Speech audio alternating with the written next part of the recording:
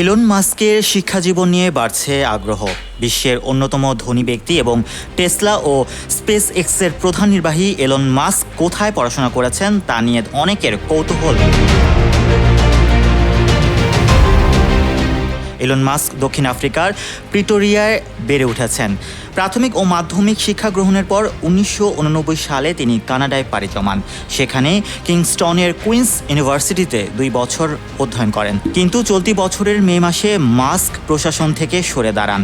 এরপর থেকে ট্রাম্পের নতুন বাজেট পরিকল্পনা, যেটিকে ট্রাম্প বিগ বিউটিফুল বিল নামে উল্লেখ করেন, সেটির সমালোচনা শুরু করেন মাস্ক। বিশাল এই বাজেট পরিকল্পনায় রয়েছে বিপুল ব্যয় বৃদ্ধি ও কর হ্রাস, যা যুক্তরাষ্ট্রের বাজেট ঘাটতি কয়েক ট্রিলিয়ন ডলার বাড়িয়ে দিতে পারে। এ নিয়ে মাস্ক এক্স একটি জনমত জরিপ চালান।